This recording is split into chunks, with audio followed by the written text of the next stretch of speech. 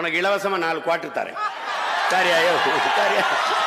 கேட்டா ஐயா ஸ்டாலின், அவங்க அப்பா ஐயா கருணாநிதி அவர்கள், தம்பி உதயநிதி அவர்கள், அவர்லாம் சொல்றது, இந்த மாநில பதவியை வச்சுக்கிட்டு என்னங்க செய்ய முடியுது? ஒன்னத்துக்கே உதவாத பதவி, ஒன்னத்துக்கே உதவாத பதவிக்கு இவ்வளவு ஆயிரக்கணக்கான கோடிகளை கொட்டி தேர்தலை சந்திச்சு வாக்கை பெற்று குடும்பம் குடும்பமா உழைக்கிறீங்களே, ஒன்னத்துக்கு உதவாத பதவிக்கு வர்றதுக்கா? Sir sir prime minister sir, உங்ககிட்ட தான் நம்ம பெரிய கட்சி திராவிட முன்னேற்றம், பெரிய கட்சி அதிமுக, புரட்டி பொறமல் என்பர் ரெண்டையும் அப்படி உரட்டி புரட்டி உரிச்சு விடுற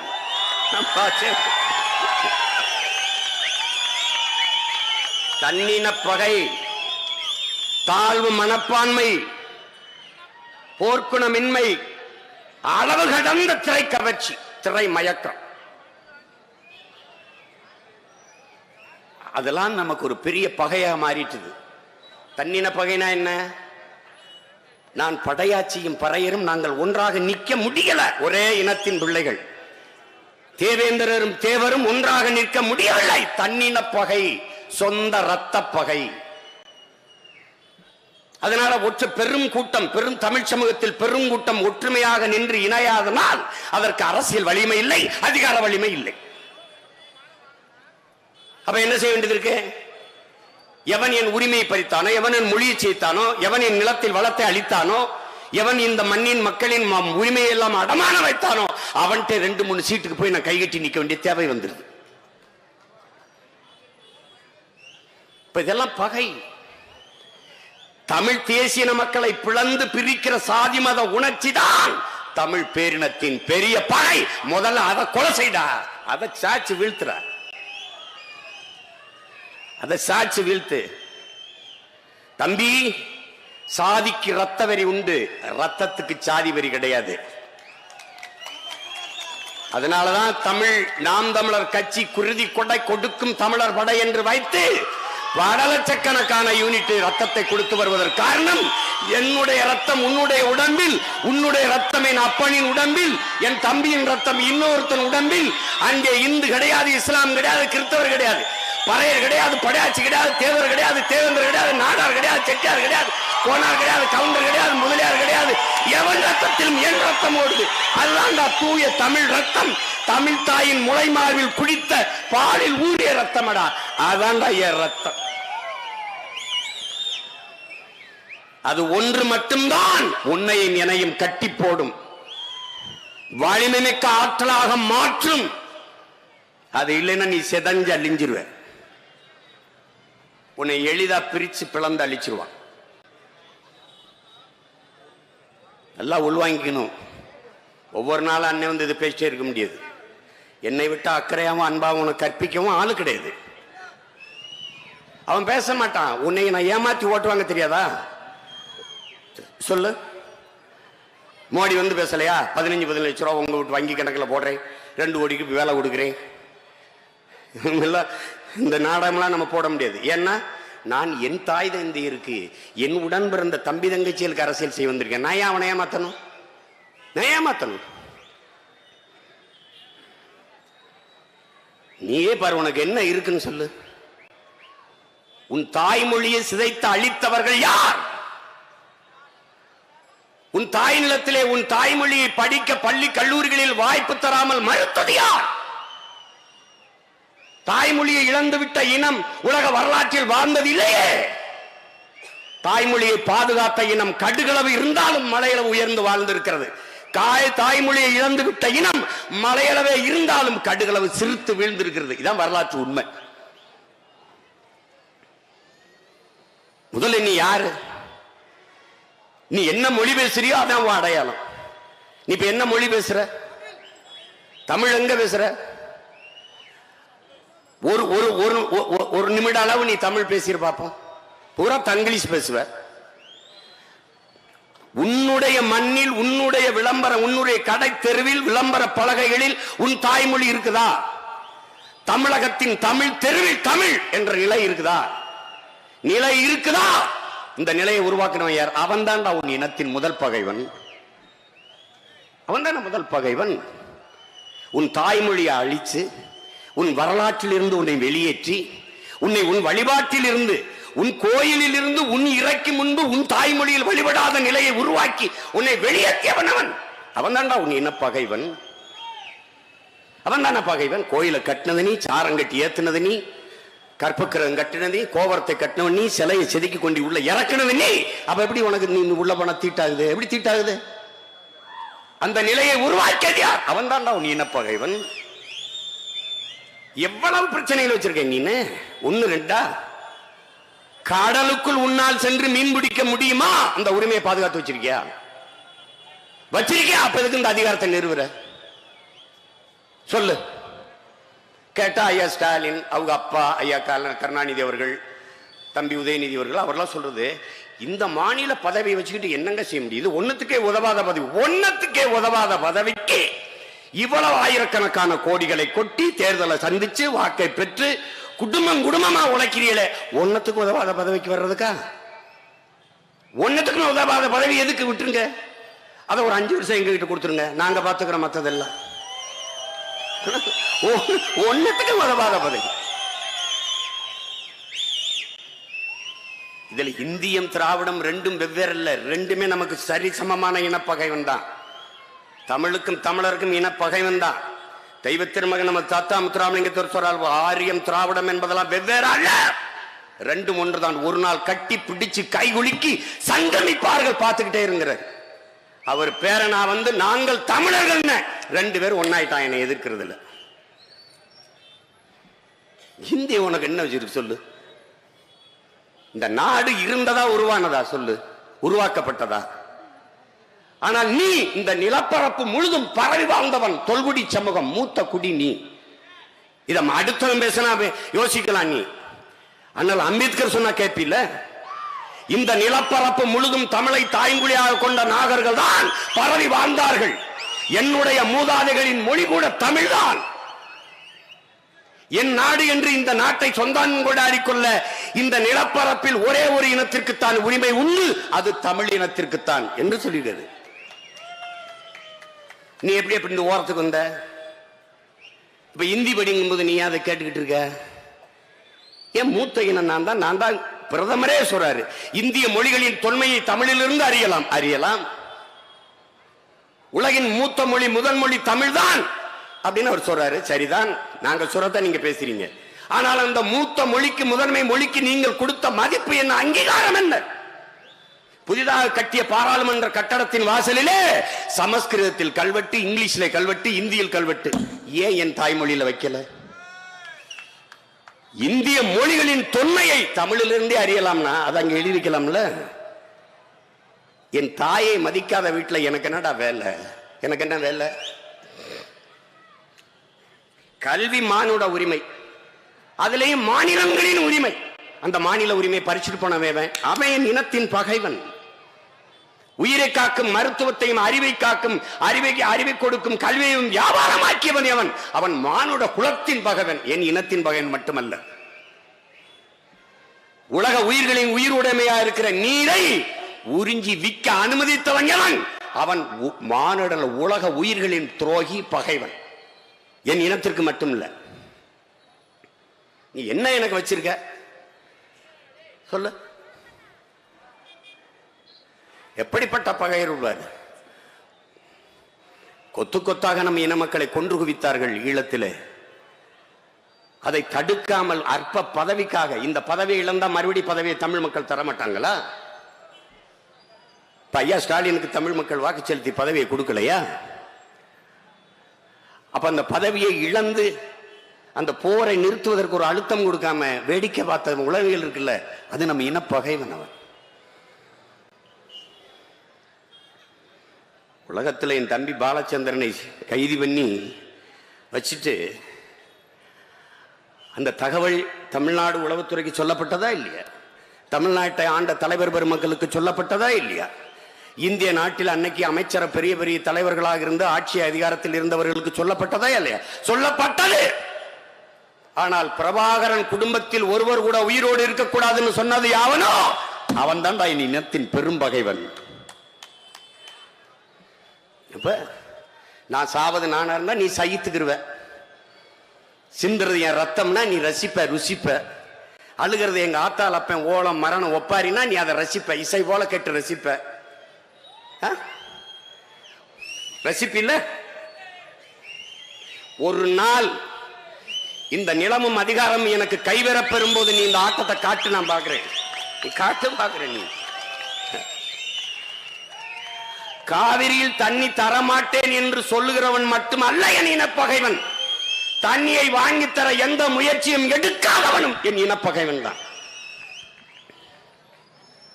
என் இனத்தை கொன்னவனை கூட்டிட்டு வர்றது, கச்சத்தீவை எடுத்து கொடுத்தவரை கூட்டிட்டு வர்றது, மீத்தேன் ஈத்தேன் என் நிலத்தின் வளத்தை எல்லாம் நாசம் பண்றவங்களை கூட்டிட்டு வர்றது, காவிரியில் தண்ணி தரனால அவனை கூட்டணி வச்சு கூட்டிட்டு வர்றது. ஆனாலும் நான் மானம் கட்ட அவனுக்கு ஓட்ட போட்டுறணும். உண்மையிலே சோறுல உப்பு போட்டு தின்னா இந்த வாட்டி நீ ஒரு சொட்டு தண்ணி இல்லையா, உனக்கு ஒரு ஓட்டு இல்லையான்னு நீ நிரூபிச்சு காட்டணும். சும்மா எது கட்டாலும் சரி நான் போட்டுருவேன். அப்படின்னா அப்படின்னா நீ என்ன மனித கணக்கிலே வர்றமா இல்லையா? நம்ம தன்மானத்திற்காக உயிரை விட்ட ஒரு இனத்தின் கூட்டணி. அந்த பதாகையில் இருக்கிறவங்கள யார் நினைச்ச நீ? உன் வீர பெரும்பாட்டனின் வரலாறு ஒரு தடவை திரும்பி பாரு. வெள்ளக்காரனுடைய ராணுவத்தை எதிர்த்து சண்டை போடும்போது இவன்கிட்ட இருந்தது வெறும் வாளும் வேலும் தான். ஆனால் அவன் துப்பாக்கி வச்சிருந்தான், பீரங்கி வச்சிருந்தான். போர்க்களத்துக்கு போனால் சாவோம் சாவோம் ஏன்னா தூர இருந்து சுற்றுவான், குறிபாத்து சுற்றுவான். பீரங்கி வச்சு தூர இருந்து சுட்டு விட்டுருவான், குண்டத்துக்கு வீசிடுவான். ஆனால் செத்து போவோம் சண்டைக்கு போனால். அப்புறம் எப்படி சண்டைக்கு போனான்? போனான் ஏன்? மான தமிழ் மக்களுக்கு மரணத்தை விட மானமே பெரிது என்பதாலே போனான். சரணடைந்து நாம் வாழ்வதை விட சண்டையிட்டு சாவது மேலானதுன்னு போனான். அடிமை வாழ்விலும் உரிமை சாவு மேலானது. அது ரொம்ப முக்கியம். உடன் பிறந்தார்களே, ரொம்ப முக்கியம். ஓட்டு, ஒவ்வொரு ஓட்டும் இந்த அநீதிக்கு, அக்கிரமத்திற்கு, இந்த கொடுமைக்கு எதிராக வைக்கிற வேட்டாக இருக்கணும். நீ தூக்குற வாக்கு என்பது இதற்கு எதிரான ஒரு துவக்கா இருக்கணும், துப்பாக்கியா இருக்கணும். சும்மா 1000-500க்கு வித்துவிட்டு ஓட்ட போட்டு சுத்தாத. உனக்கு விதிக்கப்பட்ட மாதிரி தான் எனக்கு, நீ பிறந்த மாதிரி தான் நானும் பிறந்திருக்கேன். எல்லாத்தையும் விட்டு நான் மட்டும் முச்சம் இல்லை, உனக்காக கத்தன மணியா இருக்கு. உன் கூட பிறந்துட்டேன், முன்னாடி பிறந்துட்டேன், விட்டுட்டு போக முடியல. எனக்கு முன்னாடி கத்தனவன்லாம் இல்லை. அதான் சொல்றாங்கல்ல, கடைசியா ஒரு வாய்ப்பு இருக்கு. நம்மளுடைய கட்சி, நம்மளுடைய அதிகாரம் அதை கைப்பற்றணும்டா, தமிழ் தேசிய மக்களுக்கு என்று பாதுகாப்பு. அதுதான் இந்த வாய்ப்பு. அதை புரிந்து கொண்டு என்னிலும் இளைய என் தம்பி தங்கைகள், என் உடன் பிறந்தார்கள், இது இந்த அரசியலை நீங்க பார்க்கணும். எல்லா உரிமைகளும் பெருச்சு. கடைசியா நீ மருத்துவம் படிக்க முடியுமா? ஒடுக்கப்பட்டவன், பழங்குடி மக்கள், பிற்படுத்தப்பட்ட மக்கள் மருத்துவம் படிக்க முடியுமா? படிக்க முடியுமா? அந்த உரிமை இருக்கா? அவனுக்கு உரிமை இருக்கா? படிக்க முடியாது. அவன் வச்சிருக்க அமைப்பு முறையை பாரு. இந்த நீட்ல எழுதி நான் தேர்ச்சி பெற்று வந்தால், நான் கேட்கறத நல்லா உள்வாங்கிக்கணும். ஒவ்வொரு தம்பியும் நாளைக்கு நீ உன்னை கேள்வி கேட்கும்போது பதில் சொல்ல தெரியணும். நான் நீட்டில் தேர்ச்சி பெற்று வந்தால் பாடத்தை நடத்த போகிற பேராசிரியர் பெருமக்கள் யார் என்றால் அதே பழைய மருத்துவர்கள் தான். நான் படிக்க போகிற பாடத்திட்டம் என்ன? அதே பழைய பாடமுறை தான். அப்படிம்போது என்ன தரமான மருத்துவர் எப்படி உருவாவான்? இந்தியாவில் தரமான மருத்துவரை உருவாக்கி தருவதற்கு அமெரிக்காவில் இருக்கிற ப்ரோமெட்ரிக்ங்கிற தனியார் நிறுவனத்துக்கு ஏன் ஒப்பந்தம் கொடுத்த? ஒரு தேர்வை கூட நடத்த முடியல. தேர்வு கூட உன்னால் நடத்த முடியல. இல்ல, அது அமெரிக்காவுக்கு ஒரு தனியார் நிறுவனத்துக்கு எதற்காக ஒப்பந்தம் கொடுத்த?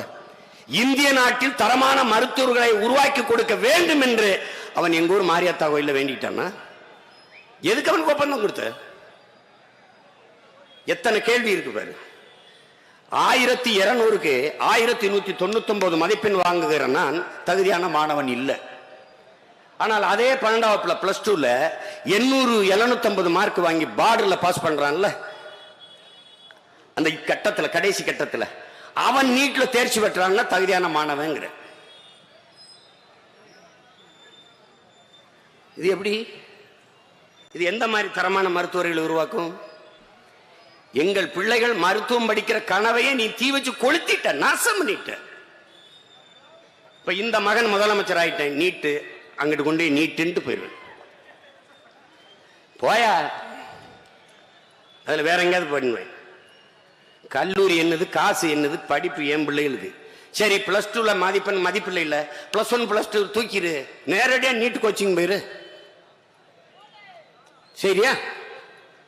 அப்புறம் சரி எல்லாத்துக்கும் தேர்வு எழுத சொல்றீல, மருத்துவம் படிக்கணுமா தேர்வு எழுது, நீதிபதி ஆகணுமா தேர்வு எழுது, IAS ஆகணுமா தேர்வு எழுது, IPS போலீஸ் அதிகாரிமா தேர்வு எழுது, வேற என்ன ஆகணும், எல்லாம் கலெக்டர் ஆகணுமா தேர்வு எழுது. எல்லாத்துக்கும் தேர்வு எழுதுறாங்கல்ல, எழுதுறாங்கல்ல. நாட்டை ஆள்ற பிரதமர் முதல்வரும் எழுதின தேர்வு என்ன?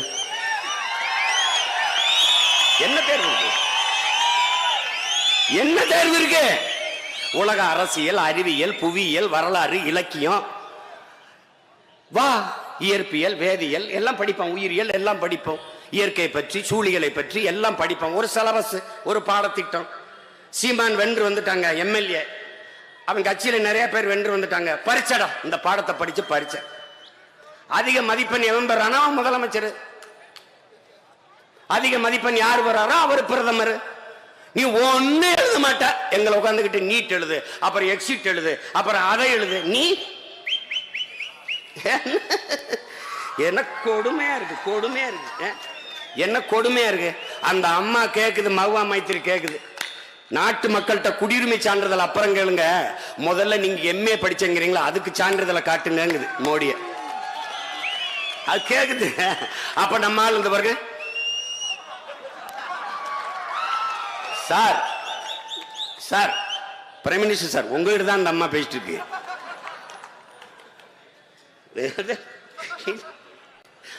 ஐயோ ஐயோ, இல்ல நமக்கு நேரம் சரியில்லையா இல்ல அவங்களுக்கு நேரம் சரியில்லையா என்னன்னு ஒன்றும் புரிய மாட்டேங்குது. அதாவது ஒரு ரெண்டு பிரச்சனைனா ஏதாவது சொல்லி அழலாம், ஐயா இது பிரச்சனை, எல்லாமே பிரச்சனைனா என்ன பண்றது? என்னை கேட்கிறாங்க, சீமான் எது கொண்டு வந்தாலும் எதிர்க்கிறீங்களேன்னு. நாங்க எதிர்க்கிற மாதிரி எல்லாத்தையும் கொண்டு வந்தீங்கன்னா நாங்க என்ன செய்யறது? என்ன செஞ்சா எதிர்க்காம இருப்பீங்க? பதவி விலக சொல்லுங்க, நான் எதிர்த்தேன்னா கேளுங்க. ஐயோ ஐயோ ஐயோ, இந்த கொடுமையெல்லாம் நீங்க உலகத்துல எங்கேயுமே பார்க்க மாட்டீங்க. பாருங்க, ஒரு தேசிய இனம் இவ்வளவு பெரிய இனம், காவிரியில எனக்கு நதிநீர் உரிமை, அந்த உரிமை இருக்குதா இல்லையாங்கிற கேள்வியே வருது பாருங்க. இப்ப நீ கொஞ்ச நாளா மறந்துடுவ, காவிரி காவிரி ஏதோ வயசான பொம்பளை இருக்குடா அது பேர் போல இருக்குன்னு போயிடுவேன். கச்சத்தீவு எல்லாம் மறந்துட்டான். கச்சத்தீவு என்ன பேசுறான் சீமான், இப்போது கச்சத்தீவு காவிரி எல்லாம் பேசுகிறாரே, அது இந்த தேர்தலில் பிரதிபலிக்குமா, அது ஓட்டாக மாறுமா, அது தேர்தலில் அது ஒரு பிரச்சனையா மாறுமா? பிரச்சனையா மாறுது இல்ல, நான் பிரச்சனையா உருவாக்குவேன். அது தாக்கத்தை ஏற்படுத்துது இல்லை, நான் தாக்கத்தை ஏற்படுத்துவேன். அதனால என்ன என்ன நடக்குது, என்ன இழப்பு எல்லாம் நான் காட்டுவேன், எடுத்து காட்டுவேன்.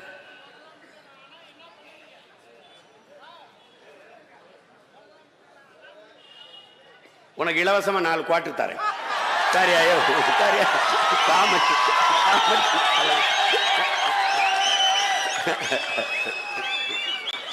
அவர் அது பெருந்தலைவர் காமராஜர் இப்படி பேசிட்டே இருந்துக்கிறாரு. ஒருத்தர் கூட பேசிட்டு வந்திருக்கான். இந்த கூட்டத்தில் உட்கார சும்மா விடுனே, அவனா பேசுறேன், உள்ள இருக்க கருணாநிதி பேசுறாருங்கிறேன். இப்ப ஐயா உள்ள இருக்கிற ஐயா ஸ்டாலின் பேசுறாரு. இவ்வளவு நேரம் என்ன பண்றேன்னு பேசிட்டு இருக்கேன், வந்தா என்ன பண்ணுவீங்க? அதான் MR ராதாட்ட நீங்க முதலமைச்சரானா என்ன பண்ணுவீங்கன்னு ஒரு பத்திரிகையாளர் கேட்கிறாரு. வந்தவொடனே உன்ன மாதிரி கேள்வி வைக்கிறால முதல்ல கொலை பண்ணுவேன்றாரு, தூக்குல போடுவேன்றாரு. இவ்வளவு தூரம் கத்திக்கிட்டு ஒருத்தர் ஏதோ ஒண்ணு அவருக்கு பிரச்சனை. தமிழ் தேசிய மக்கள், தமிழின மக்கள் ஒன்றுபடும் போதுதான் அவர்களுக்கு அரசியல் வலிமை வரும். அரசியல் வலிமை வரும்போதுதான் அதிகார வலிமை வரும். அதிகார வலிமை வந்தால்தான் இந்த அடிப்படை சிக்கல்கள் தீர்க்கப்படும், இந்த பிரச்சனையை தீர்க்க முடியும். இல்லைன்னா தினம் நம்ம புலம்பிக்கிட்டு தண்ணி வரல, ரேஷன்ல அரிசி வரல, அப்ப மண்ணெண்ணெய் இல்ல, அப்புறம் அரிசி விலை ஏறி போச்சு, பருப்பு விலை ஏறி போச்சு, எண்ணெய் விலை ஏறி போச்சு, பெட்ரோல் விலை ஏறி போச்சு, டீசல் விலை ஏறி போச்சு. இதே பேசிட்டு தெரிய வேண்டியதான் நீ.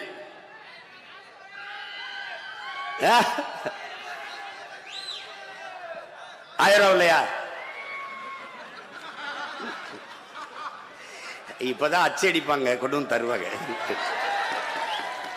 இப்ப தரலன்னா என்ன, தேர்தல் வரும்போது தந்துருவாங்க, வாங்கிக்க.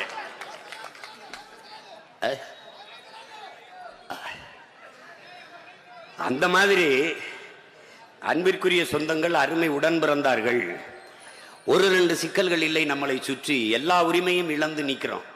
பெரும் பகை என்பது சரி செய்ய முடியக்கூடிய பகையைத்தான் நான் சொல்றேன். இப்ப மொழியை பாதுகாப்பது, கலை இலக்கிய பண்பாட்டை மீட்டெடுப்பது, நமது வரலாற்றை மீள் உருவாக்கம் செய்வது, இதெல்லாம் எளிது. நம்முடைய தொண்டு தொட்ட வேளாண்மையை மீட்டெடுப்பது அதெல்லாம் எளிது. நீரை உறிஞ்சி வித்தால் நீர்வள பெருக்கத்தை உண்டு பண்ணி நீரை தேக்கி வச்சு பிள்ளைகளுக்கு வச்சுட்டு போகலாம். ஆனா மரங்களை வெட்டி வித்துட்டா கூட மரங்களை நட்டு வச்சுட்டு போயிடலாம். இதெல்லாம் சரி செய்யக்கூடிய பிரச்சனை. ஆனால் பெரும் பகை என்பது இந்த மலையை நம்மால் நீ ஒரு காலத்தில் உருவாக்க முடியாது. இந்த நிலத்தின் வளத்தை எவன் அழிக்கிறானோ அவன்தான் நம் இனத்தின் பெரும் பகைவன், மானுட பகைவன், உலக உயிர்களின் பகைவன். நீ துரோகிங்கிறவன் யாருன்ற தலைவர் என்ன சொல்றாரு? எதிரியை விட்டுவை, நண்பனை அந்த துரோகியை சுட்டுவைங்கிறார். எதிரியை விடவும் துரோகி தான் ஆபத்தானவன். இன்றைய துரோகி நேற்றைய நண்பன், நாளைய துரோகி இன்றைய நண்பன். எதிரி எப்பவும் உன் பலத்தையே கவனிப்பான், துரோகி எப்பவும் பக்கத்திலிருந்து உன் பலவீனத்தையே கவனிப்பான்.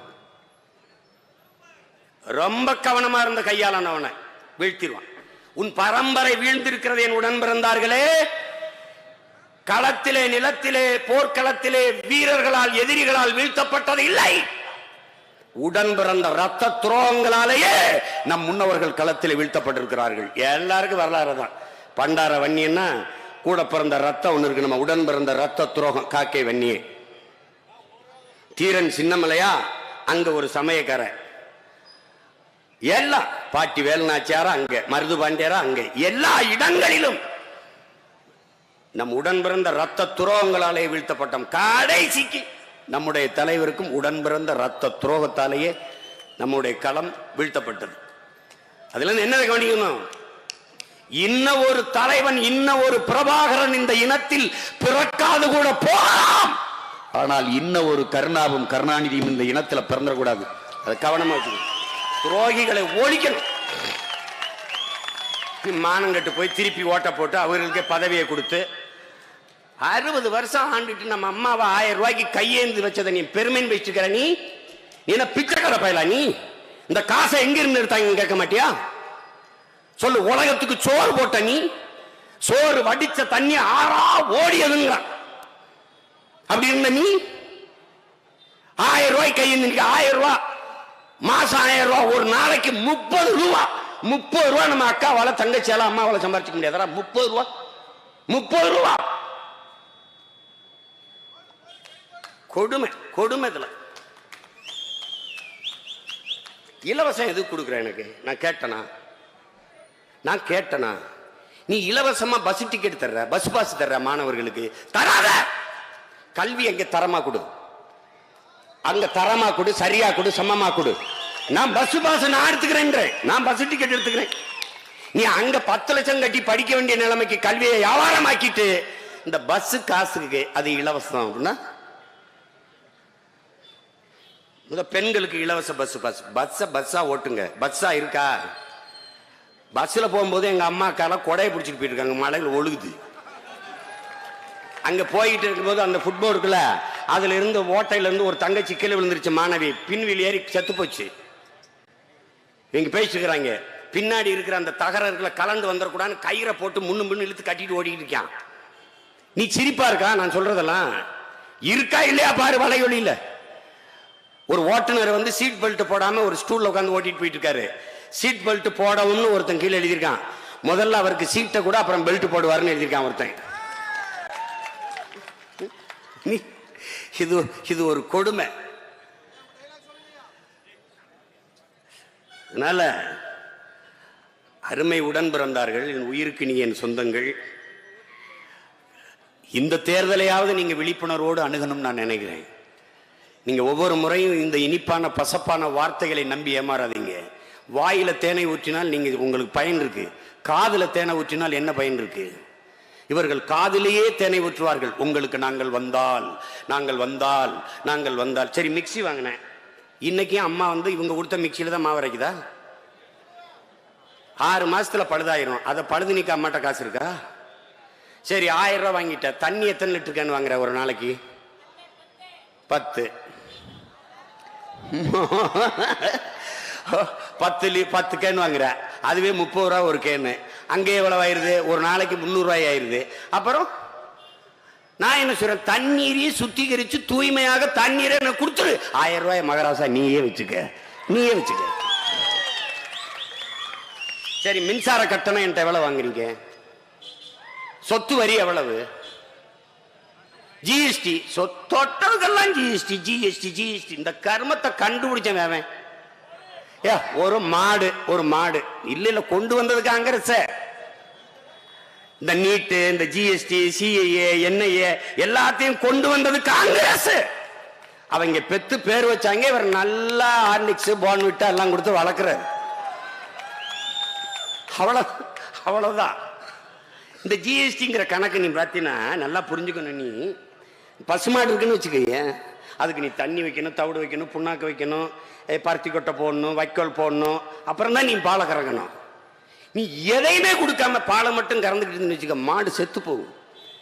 அப்படி எனக்கு எதுவுமே தராம வரி வரி வரி வரின்னு உங்க அண்ணன் வந்துட்டேன்னு வச்சுக்க, அப்படி ஓரமா உட்காந்து சொரின்ட்டு போயிடும். வரி அது போடாங்க. உனக்கு எதுக்கு காசு? டோல்கேட், தமிழ்ல சுங்கச்சாவடி. ஏன்? காசு கொடு காசு கொடு காசு கொடுன்னு சாவடிப்பான், அதனால சுங்கச்சாவடி. வாக்குச்சாவடி, நீ அதுக்கு பேரு வாக்க வாங்கி வாங்கி நம்மளை சாகடிப்பான், அதான் வாக்குச்சாவடி. நீங்க இந்த கடைக்கு போ, மளிகை கடைக்கு விலைவாசி அப்படின்னு போட்டிருக்கோம். ஏன் அது விலைவாசி? விலைப்பட்டியல விலைவாசி, விலைய வாசி வாங்க முடியாது, போயிரு. ஏன்னா அரிசிக்கு வரி, உப்புக்கு வரி, ஊறுகாய்க்கு வரி, பாலுக்கு வரி, எண்ணெய்க்கு வரி. நீ வீடெல்லாம் கட்ட முடியாது ராஜா, அதுக்கெல்லாம் வாய்ப்பு இல்லை ராஜா. வீடெல்லாம் கட்ட முடியாது. ஏன் முடியாது? கம்பிக்கு வரி, செங்கலுக்கு வரி, சிமெண்ட்டுக்கு வரி, சுண்ணாம்புக்கு வரி, அப்புறம் எரிவாயு இணைப்புக்கு, மின்கட்டண இணைப்புக்கு, தண்ணீர் குடிநீர் இணைப்புக்கு எல்லா வரியும் கட்ட முடியுமே ஒழிய ஒன்னால கோழிக்கூடு கூட கட்ட முடியாது, கக்கூஸ் கூட கட்ட முடியாது. 10 ரூபா ஒரு செங்கல் பாருங்க,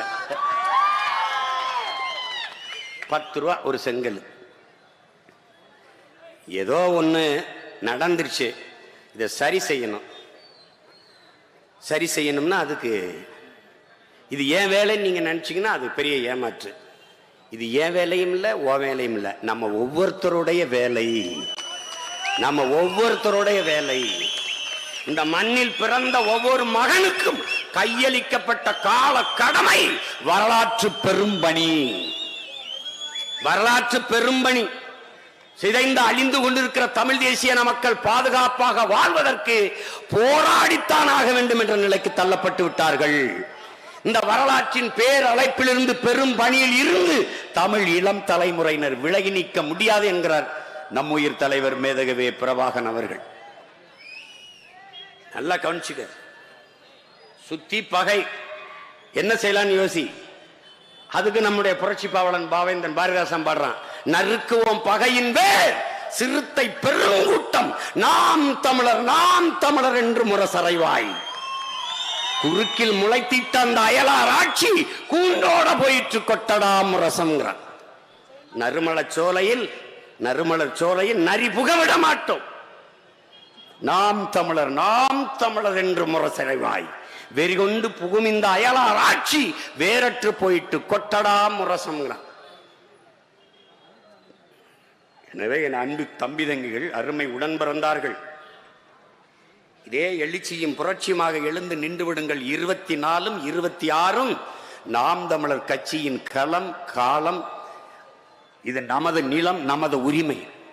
கவனத்தில் வைத்துக் கொண்டு கவனமாக களப்பணி ஆற்றுங்கள். நீங்கள் செய்ய வேண்டியது ஒன்றே ஒன்றுதான், மதிப்புமிக்க உங்க வாக்கை விவசாய சின்னத்திற்கு செலுத்தி எங்களை வெற்றி பெற செய்யுங்கள், வலிமைப்படுத்துங்கள். அதை விட்டால் வேற வாய்ப்பே கிடையாது. எனவே என் அன்பு உடன் பிறந்தார்களே, நம் இலக்கு ஒன்றுதான், இனத்தின் விடுதலை. இனம் ஒன்றாவும் இலக்கை வென்றாவும். புரட்சி எப்போதும் வெல்லும், நாளை நமது வெற்றி அதை சொல்லும். தமிழ்தாய் வாழ்க, தலைவர் பிரபாகரன் வாழ்க, நாம் தமிழர்.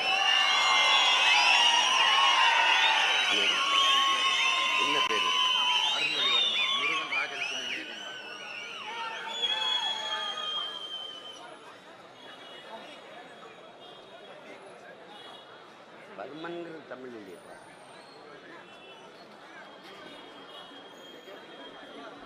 முருகன் ராசலட்சுமி இந்த இணையரின் அன்பு மகன். அவருக்கு அருண்மொழி சோழன் என்று நம் அருமை பெரும்பாட்டன் பெயரை சூட்டினார்.